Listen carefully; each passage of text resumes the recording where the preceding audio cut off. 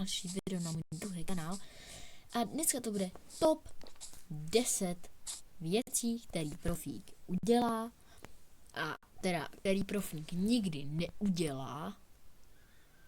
Zároveň, no prostě top 10 věcí o profíku a noobovi. Dohromady. Takže jako první věc, kterou profík v Minecraftu nikdy neudělá, teda kterou v Minecraftu profík vždycky udělá, je to, že nekope jenom jeden blok pod sebe, ale kope 2 bloky pod sebe. To by nikdy neudělal profík, že by kopal takhle rovnou pod sebe. Vždycky vykope takhle, tohle. Většinou to stačí od té úrovně, kde většinou už bývá láva, jo? Nebo prostě pár bloků na dní, ale správný Minecrafták to dělá už takhle, protože může tam někdy týsta láva a ty tekoucí prameny té lávy můžou být už v téhle úrovni klidně. Takže je dobrý, a můžou být zrovna pod váma, takže je dobrý kopat takhle a ne nejdřív tak, ok. To byl první fakt. Jako další věc, kterou profík nikdy, ale nikdy neudělá, je to, že si nejdřív udělá helmu, potom boty, potom lopatu, potom sekiru, počkejte, potom technické důvody, pardon, potom motiku a pak zjistí, že mu nezbylo na krumpáč, meč, chestplate a to fakt může udělat jenom noob, tohle se by profík neudělal.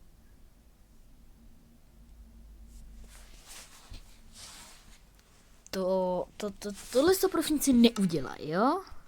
Profík vždycky výhradně nejdřív udělá chestplate, potom kalhoty, pak jde udělat druhou nejdůležitější, pak jde udělat krumpáč, pak meč, pak teprv sekiru, teda potom tu helmu plus boty nebo sekiru a pak tohleto. Pak udělá, když mu zbydou diamanty, teda sekiru a bylo by to spíš, že si udělá sekiru a protože lopata není tak potřebná, tak že jo, ty další 2 věci.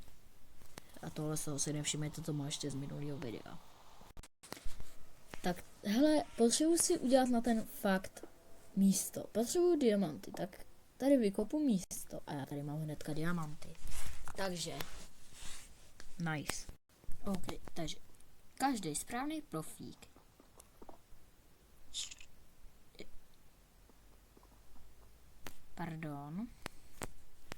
Takže každý správný profík si nejdřív zkontroluje, když najde diamanty, jestli po něm náhodou není láva. A když je, tak jasně tam láva, no tak to nejsem blbej, nesmím to. A až potom to vykope, ale nikdy nekope pod sebe i tak. Protože i tak tam může být kdykoliv láva. Přesně jako teďka. Takže to je taky další fakt. To by noob neudělal. On mi prostě si řekne, jdem na ven nebude, tak prostě si podkopuji, ježíš, au, ne. To by udělal noob, jo, takže tak. Žádný správný profík, když najde spawner, tak ho nikdy nezničí. Vždycky si ho zachová, osvítí, no a někdy se z něj udělá, že jo, farmu. Noob, nebo někdo, kdo nehraje Minecraft, by ho prostě zničil. Ale tady máme diamantíky, no tak to je super. Já vím, že nehrajem survival, ale to nevadí. A právě teď jsem udělal obrovskou chybu. Já jsem se podkopal pod sebe, kdyby tam byla láva, tak je po mně. Tak, ok. Profíci nikdy, ale zásadně nikdy nevyvražděj vesnici. Nikdy. Říkám, že nikdy profíci neudělají tohle. Naprosto nikdy. Nebo prostě takovéhle věci. Protože jinak se může stát i tohle. Protože pak se stane tohle a nemají tady žádný villagery. Profík nikdy, ale nikdy nezabíjí celou vesnici. A pak si ty villagery může nechat třeba na obchodování nebo na cokoliv jinýho. Co se dá s villagerama dělat, takže... To byl náš 5. fakt, myslím teda. Jako další takovou věc, tady máme to, že profík se nikdy, ale nikdy neubydlí hnedka na místě, kde se spawne. Což já jsem, že jo, udělal, ale jako tento místo je docela dobrý, našel jsem tam dost diamantů. End portal není úplně nejblíž v tom našem let's play světě, ale i tak, jako OK, jde to. Furt je to úplně v pohodě. Diamanty tam jsou, je to dobrý místo a mám tam vesnici blízko. I proto jsem se tam usídlil s tím, že když tak si ty villagery někam přetáhám a zabydlím se když tak někde jinde. Ale už tam máme basku, už tam prostě zůstaneme, jo, ale diamantů je tam poměrně dost. Takže takhle, to je 6. fakt a to by fakt profík neudělal, že by se zabydlil hnedka na prvním místě, který by našel. Profík by taky nikdy nepoužil hacky. Nikdy. Povídávám nikdy. Protože nikdy by nepoužil hacky. Počkáte, já se dám jenom survival.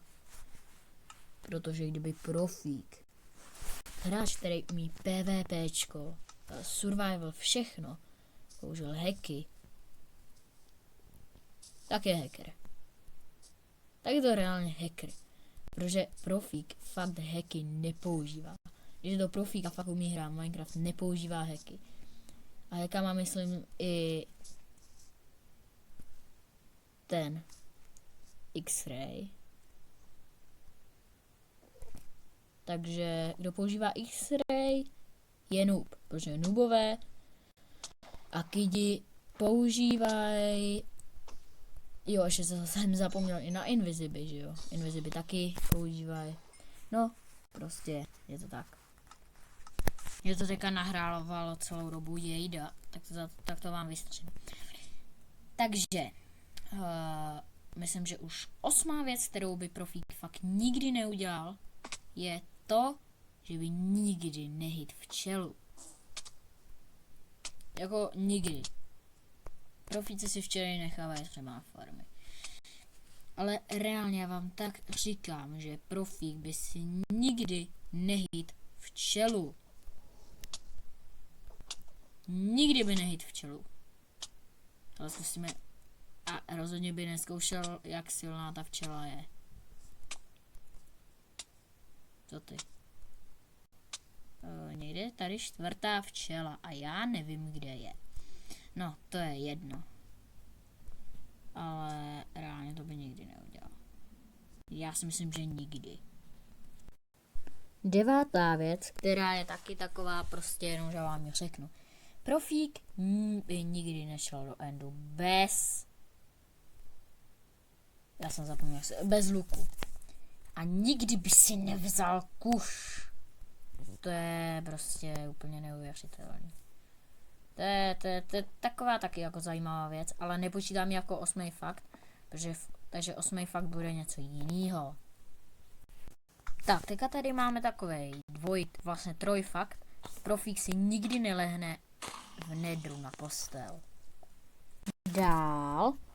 Profík nikdy, ale nikdy nehytne zombie pigmena, teďka vlastně zombie fight piglina survival. Stane se toto.